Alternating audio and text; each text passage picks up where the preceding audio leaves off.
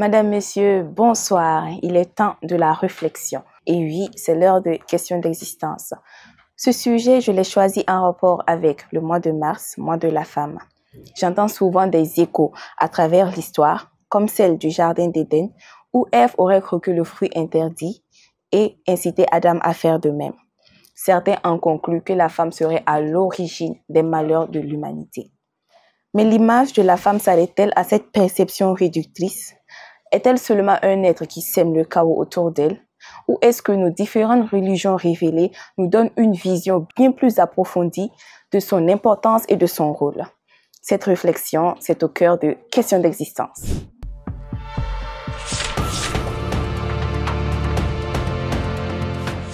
Une fois de plus, bienvenue. Réfléchir, questionner, exister. Voilà ce qui donne sens à Questions d'existence. Pour ce numéro, j'ai le plaisir de recevoir Imam Abdul Salam Ouedraogo, du Cercle d'études, d'information et de la recherche islamique. Bienvenue à vous, Imam. Bienvenue. Alors, il est bien vrai, vous êtes un guide religieux musulman, mais notre discussion ne se limitera pas à l'islam. Donc, vous êtes libre d'avoir des références dans d'autres domaines, notamment la religion chrétienne, puisque on peut dire que les deux religions ont des ressemblances et des versions qui se rejoignent. Pour commencer cette allocution, je vais vous demander, moi particulièrement, je cherche à savoir, que représente la femme dans la religion musulmane? Les louanges sont à Dieu, celui qui nous a créés, qui a fait de l'homme cet être qui est différent des autres créatures, en ce sens qu'il lui a donné la raison, et de l'homme, il a tiré la femme. Je remercie Dieu pour ce matin de me donner cette opportunité de pouvoir effectivement éclaircir certains éléments qui souvent sont compris autrement par surtout le monde média. Voilà. Et pour dire simple, la femme, elle a trois statuts en islam. Elle a le statut de fille, et au moment où elle est fille, enfant, elle est la prunelle des yeux. C'est-à-dire que une fille n'est pas comme peut-être certaines sociétés voient un malheur, une source de malheur, ou bien où il faut aller peut-être même enterrer, si on en croit à certaines civilisations chinoises, arabo, etc. La fille, lorsqu'elle est enfant, elle est prunelle des yeux. Et le prophète Paix et Salut sur lui, il nous dit par exemple que celui qui a deux filles, qui les éduque de leur enfance jusqu'à ce qu'elles soient adultes, jusqu'à se marier, cette personne et lui, le prophète, ils seront comme ça le jour de la résurrection. C'est-à-dire, dans le paradis, ils seront comme ça des voisins. C'est pour donner la valeur et l'importance qui est de prendre soin d'une fille. Et lorsqu'effectivement, elle grandit, elle occupe le statut ou elle prend le statut de femme. Et en ce moment, elle devient la moitié de l'homme. Et Dieu, dans sa sagesse, il dit, en réalité, il a tiré de vous pour vous des épouses à travers la sourate 30, les Romains. Dieu dit qu'il a tiré de l'homme une femme, une épouse, et auprès de laquelle il trouve le repos, la sagesse, la sécurité, tout ce qui pourrait effectivement mettre l'homme dans cette ambiance d'épanouissement, pour pouvoir effectivement vaquer à ses occupations. Et aussi, lorsqu'elle grandit, elle va avoir un autre statut qui est encore meilleur, qui est le statut de la mère. Et sur ces propos du prophète Mohammed sallam, où je répète ça très souvent, le prophète paix et salut sur lui, il a donné la préséance à la mère 3 fois avant de donner cela au papa. Au père. Voilà. Une personne qui est venue lui demander de mes parents, de qui je dois accorder plus d'égard. Il a dit ta mère. Et la personne de poser encore la question, c'est comme s'il n'avait pas bien compris. Et le prophète Paix salut sur lui, il avait cette sagesse-là d'enseigner par la répétition. Et il dit, j'ai dit, de mes 2 parents, de qui je dois avoir plus d'égard. Il dit, ta mère. Une deuxième fois, 3e fois, il répète encore ta mère.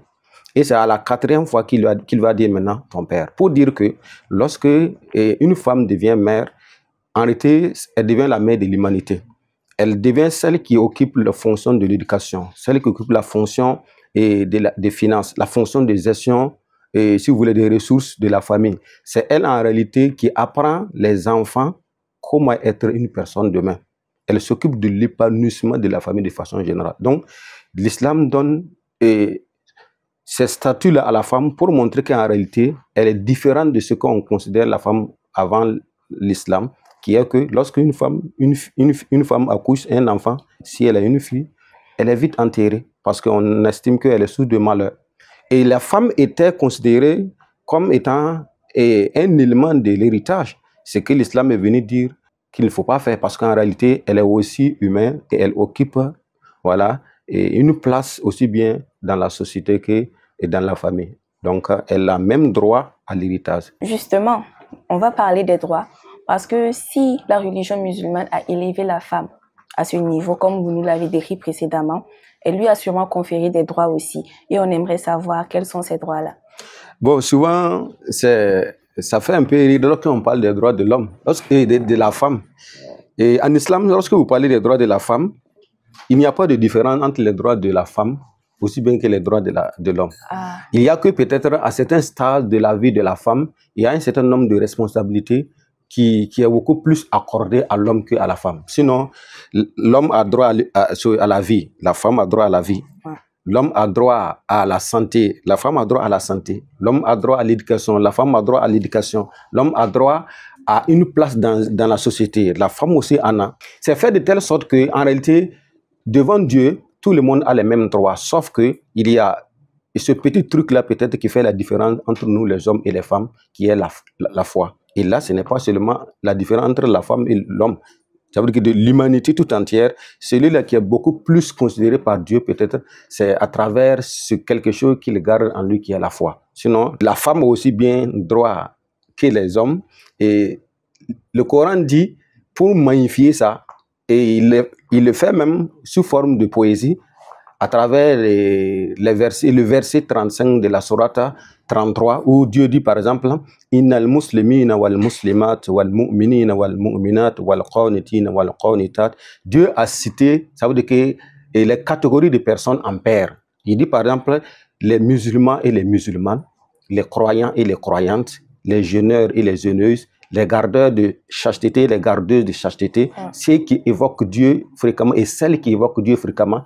Il a cité de telle sorte qu'il arrive à la fin, il a dit, ils auront tous une récompense. C'est pour dire que cela veut dire que chacun aura récolté ce qu'il a fait comme semence. Donc ça fait que de telle sorte qu'il n'y a pas de droit que l'homme a et que la femme n'en a pas. Voilà. Et même si on va partir par exemple dans les détails, vous verrez que même dans le mariage, souvent certains hommes se sophistent parce que la femme refuse de préparer. C'est vrai qu'il ne faut pas faire cette opposition de droits et de devoirs dans le mariage. Mais la femme n'a pas l'obligation, par exemple, comme droit, de faire la cuisine. Voilà.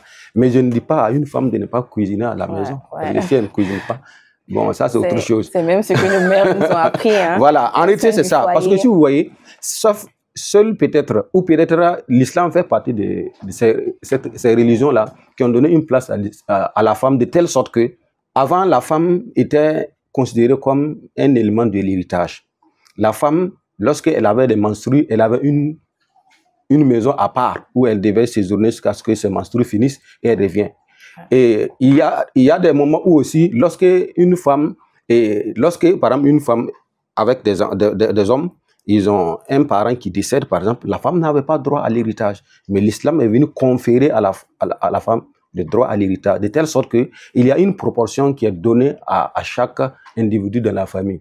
Et souvent aussi, les gens estiment que, parce que ceux qui veulent souvent critiquer les choses, ils disent que non, mais pourquoi au niveau de l'héritage, par exemple, c'est 1 et 1,5? Non, mais oui, même dans nos sociétés africaines, vous verrez que lorsque, par exemple, une fille vient au monde, on va dire que c'est une étrangère qui est là. Et par contre, quand c'est un garçon, on va dire que c'est un Zaksoba. Voilà. Autrement dit, c'est un Mbiga qui est là. Voilà. Pour dire, elle va partir. Donc, l'islam aussi, en réalité, prend un peu de ces éléments-là pour montrer en réalité comment est-ce que les choses doivent être faites. Il prend un exemple, le droit à l'héritage, par exemple. On dit pour un garçon et pour une fille, le garçon prend 1 et la fille prend la moitié. Et on explique ça socialement. Par exemple, un garçon, il est appelé à être chef de famille, à marier. Mais la femme est appelée à être prise en charge.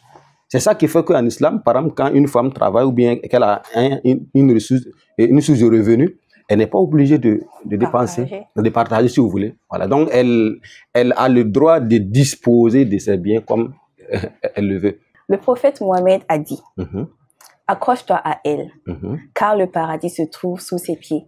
On parle évidemment ici des mères, de l'importance qu'on doit leur accorder. Également dans la Genèse, chapitre 2, verset 24, il est écrit, l'homme quittera son père et sa mère et s'attachera à sa femme, et ils deviendront une seule chair. Donc, est-ce que je peux comprendre par ces versets-là que l'existence de l'homme est intrinsèquement liée à celle de la femme? Bon, ce que je voudrais d'abord souligner, c'est que il faut nuancer ce que vous avez cité là. Nous, on appelle ça un hadith, les propos du prophète, paix et salut sur lui. Et le hadith est venu en différentes versions. Il y a une version où une dame est venue voir le prophète, paix et salut sur lui, un monsieur plutôt. Il lui a dit que j'aimerais aller combattre sur le chantier de Dieu. Voilà. Et le prophète, paix et salut sur lui a demandé, est-ce que tes parents sont là? Il dit oui, ils sont là. Il dit alors retourne t'occuper d'elle, car ton paradis se trouve à leurs pieds. Donc il y a ce premier élément qui est que, aussi bien que l'homme que la femme, Dieu les a mis dans un même pied d'égalité en disant que lorsque tu t'occupes bien de tes parents, alors tu auras le paradis. Et aussi un autre qui mentionne le fait que la femme serait effectivement celui par qui on peut avoir le paradis en disant que votre paradis se trouve au niveau de ses pieds. Voilà, c'est pour dire en réalité, l'homme aussi bien que la femme, ils forment ce qu'on appelle le noyau familial. Voilà. Et ce qui est important, c'est que, à la différence de l'homme, la femme travaille beaucoup plus dans l'épanouissement, dans le maintien même de la flamme de la famille. Et c'est la femme qui s'occupe des enfants. C'est dans son ventre que l'enfant séjourne pendant 9 mois. Et Dieu même mentionne ça. Voilà. Dieu dit dans le Saint-Coran, et j'ai enjoint à l'homme de respecter ses mères et ses pères. Sa mère l'a gardé pendant plusieurs moments, voilà, dans son ventre, péniblement. Et lorsqu'il sort et qu'il a 40 ans, il va lui dire, alors mon Seigneur, fais-leur miséricorde et fais-les de telle sorte que, façon dont ils ont pris soin de moi, rends-les également. Donc c'est pour dire que, aussi bien que la femme que l'homme ont une place très importante dans la vie d'un enfant. Et ça fait que, comme vous l'avez dit, l'histoire de la femme est aussi beaucoup liée à l'histoire de l'homme. Puisqu'on dit, selon notre conception, que la femme a été tirée d'une côte de l'homme.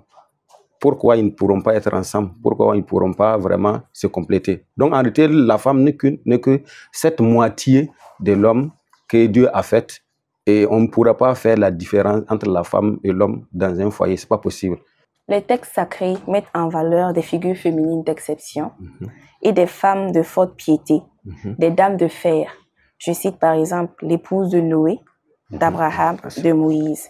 Mais parmi elles toutes, il y a une seule femme qui a eu l'honneur que son nom soit mentionné dans le Coran.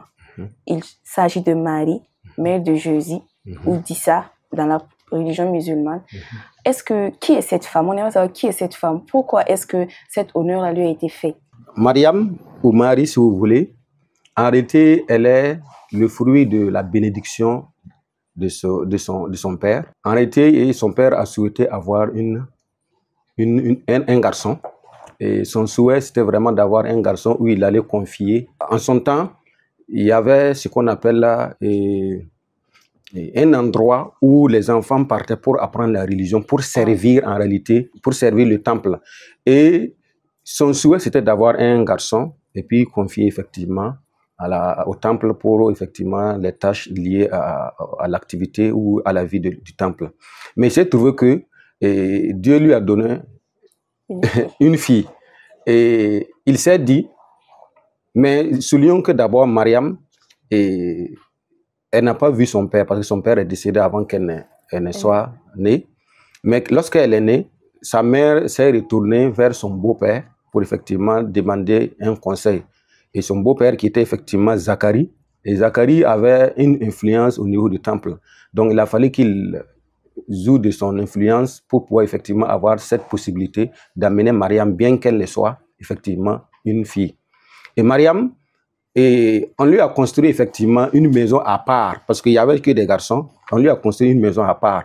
Et lorsqu'elle est allée au temple à l'âge, effectivement, de jeune fille, elle se consacrait à l'adoration, à l'apprentissage, de telle sorte qu'elle avait atteint un niveau que il y avait des moments où, en temps d'hivernage, on trouvait des fruits de printemps dans sa maison. Voilà. Et lorsque Zacharie lui donnait, il lui demandait, mais pourquoi ça se fait que on est peut-être par exemple en saison pluvieuse et il y a des fruits de saison sèche.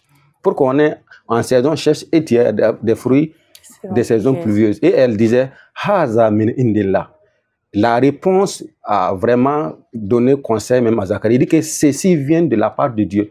Voilà, du fait qu'elle était une dévote et elle avait cette capacité effectivement de se consacrer à Allah subhanahu wa ta'ala entièrement, sans passer par à gauche et à droite. Pour dire simplement que ça aurait été peut-être nous, de notre génération, et elle allait se faire belle, se faire coquette pour peut-être se faire voir par les garçons qui sont à côté, mais elle s'est consacrée entièrement à Dieu. Et ce qui fait sa particularité est que son adoration, son niveau de piété a valu la peine qu'un jour, lorsqu'elle s'est éloignée du temple, voilà, elle a reçu la visite d'un ange. Voilà, l'ange, nous on l'appelle l'ange Djibril, peut-être Gabriel, c'est les autres. Et lorsque elle a vu l'ange, elle a dit une phrase. Elle a dit, malheur à toi, et ne m'approche pas si tu n'es pas quelqu'un qui a de bonnes intentions. Voilà. Et l'ange de lui dire, non, en réalité, je suis un envoyé de Dieu qui m'a envoyé te dire, d'informer la naissance d'un enfant. Il dit, mais c'est bizarre, je n'ai jamais connu un homme, je n'ai pas de relation. Comment se fait-il que je puisse avoir un enfant alors que je ne connais pas un homme et je n'ai pas de relation? Voilà. Et l'ange lui dit, mais c'est le décret de Dieu. Et lorsque Dieu décide quelque chose, alors ça se réalise. Donc c'est effectivement ce qui s'est passé. Et Mariam, si vous voulez, Marie, a eu l'enfant Isa ou Jésus, si vous voulez. Voilà. Et Dieu, pour continuer à manifester sa grandeur, Marie était apeurée lorsqu'elle a accouché et elle n'avait pas de quoi se nourrir. On dit qu'elle s'était adossée à un tamarinier ou à un dattier qui était un peu sèche. Et Dieu lui a dit, secoue le dattier, tu pourras avoir de quoi manger. Effectivement, pour peut-être sauter certains détails, Dieu lui a dit, lorsqu'elle se demandait comment je vais dire aux autres de ce bébé que j'ai, alors que je ne suis pas une fille de mœurs légères. Alors Dieu lui dit, non, ne t'en fais pas, car en réalité, c'est l'enfant qui va répondre à ta place. Donc en réalité, Mariam, elle a été citée dans le Coran pour donner des leçons à nous. Parce que lorsque Dieu nous relate une histoire, c'est pour que nous puissions d'abord tirer des leçons et savoir quelle est la particularité de cette personne. Voilà pourquoi chez nous, lorsqu'on parle de Isa, on parle de l'enfant de Mariam qui a été sans relation intime. Et cela aussi confirme ces 4 manières où nous pouvons avoir des enfants.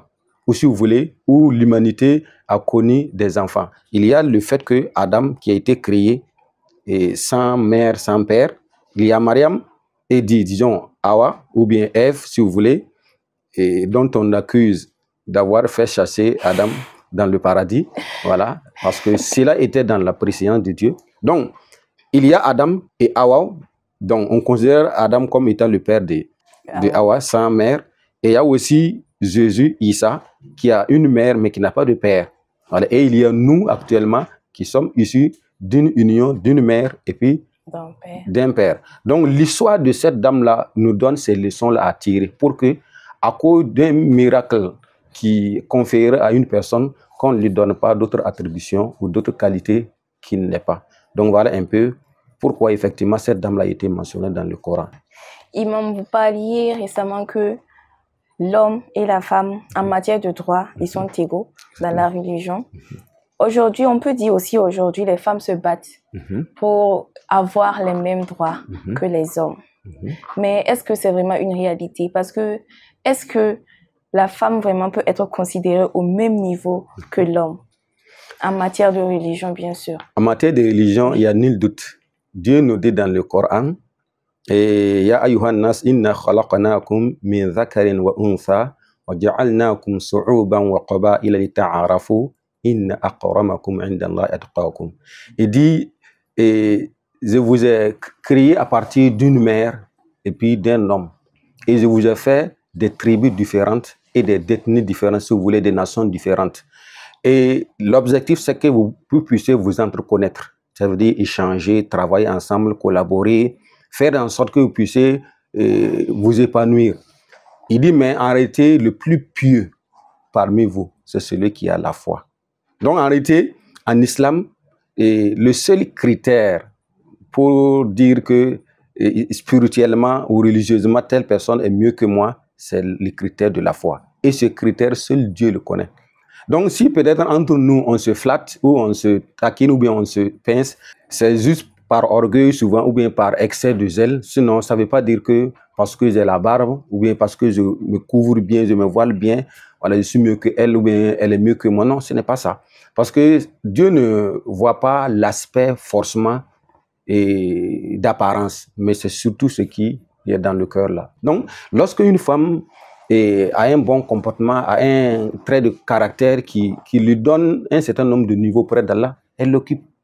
Et si un homme aussi fait pareillement, il l'occupe. La différence est que dans certains domaines, Dieu donne la domination, si vous voulez, et la responsabilité à l'homme. Par exemple, dans le mariage, dans le couple, Dieu donne la responsabilité à l'homme pour pouvoir effectivement faire marcher le couple. Parce qu'en réalité, il y a certaines décisions, certaines actions qui nécessitent qu'on soit, en tout cas, d'esprit vraiment clair, d'esprit tranquille. Ce qui n'est pas le cas souvent sur la femme qui est beaucoup plus émotionnelle.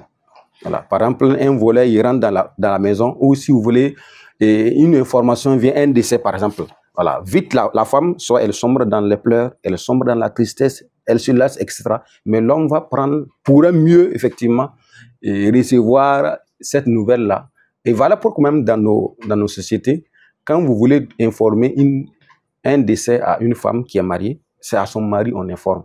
Ça ne veut pas dire qu'on ne doit pas l'informer directement, mais on a peur de ce qu'elle pourra avoir comme choc, comme réaction après. Voilà pourquoi l'islam met la femme au même pied d'égalité spirituellement, sauf si la femme manque à ses devoirs ou bien l'homme aussi manque à ses devoirs. Ces luttes que les femmes l'amènent aujourd'hui, est-ce que ça répond aux enseignements que les livres saints nous ont révélés? Bien sûr. Est-ce que les droits qu'elles réclament là vraiment, est-ce que ça répond? Bien sûr, parce que l'homme n'est pas parfait et c'est dans son imparfait qu'il brime certains droits de la femme. Voilà. Par exemple, vous voyez, par exemple, certaines familles qui estiment que les enfants qui ont atteint l'âge d'être scolarisés, il faut mettre seulement les hommes. Peut-être que s'ils réussissent, ils vont venir s'occuper de leurs petites sœurs. Alors que ça, ce n'est pas normal. On ne peut pas savoir de deux enfants, filles et garçons, qui va réussir le mieux. Donc, lorsque, par exemple, on voit que le taux de scolarisation des filles sont moindres, lorsqu'on voit que certains emplois donnent plus aux garçons que les femmes, il va de soi qu'on réclame. Parce que lorsqu'une femme a les compétences, lorsqu'une femme a certaines valeurs ou certains comportements, elle peut bien sûr occuper certaines places de certains hommes aussi. Voilà. À la différence, c'est que, comme je l'ai dit, l'islam préconise souvent la protection et surtout l'assurance de la femme lorsqu'elle travaille ou bien pour confier un certain nombre de responsabilités. Donc, ça fait de telle sorte que ce n'est pas à tout moment qu'on doit confier effectivement certaines tâches à la femme. Par exemple, je prends un exemple. Pour le mariage, au niveau du témoignage, on dit qu'il faut un homme pour être témoin. Mais pour qu'une femme témoigne, il faut deux femmes, par exemple. Donc, ça fait de telle sorte que ce n'est pas qu'on manque de respect à la femme ou qu'on lui retire un certain nombre de droits, mais c'est pour vraiment la protéger, pour vraiment ne pas aller au-delà de ce que la femme peut faire. Si rien n'est à réclamer, tout est bien là. Bon, finalement, personne ne va faire son travail. Non, il faut que souvent les hommes, en tout cas, les privent de certains droits. Et elles aussi, elles se font valoir. Bon, en réalité, ça fait un théâtre, mais c'est un théâtre qui vaut la peine. Il y a des femmes qui ignorent vraiment ces droits-là et qui subissent les différentes injustices. Est-ce que vous avez un dernier mot pour ces femmes-là? Un dernier mot, c'est de dire à toutes ces femmes qui estiment qu'elles sont privées de leurs droits de se consacrer beaucoup plus à l'éducation. Si une femme est éduquée, si elle reçoit un enseignement, elle sait quels sont ses droits et elle sait comment les réclamer. Parce que très souvent aussi, il y en a qui se mettent dans la peau de leurs parents ou de leur entourage qui dit que non, une femme, c'est le mariage. Voilà, une femme, c'est la cuisine. Et effectivement, elle se contente. Alors que je pense que les femmes aujourd'hui doivent effectivement se battre aussi, aller dans les études et occuper certaines responsabilités. Donc, il faut que souvent ces femmes-là, elles n'aient pas peur de prendre la responsabilité. Elles aient cette confiance de s'affirmer. Eh bien, vous avez bien entendu Imam Ouedraogo. Croyez en vos convictions, en qui vous êtes et vraiment vous réalisez ce que vous voulez car vous avez le droit. D'accord, Imam, vraiment c'était un plaisir de vous recevoir sur notre plateau. C'était un plaisir aussi. Et on a retiré beaucoup d'enseignements. N'oubliez pas de vous abonner, partager et liker. Merci de nous avoir suivis. C'était Question d'existence.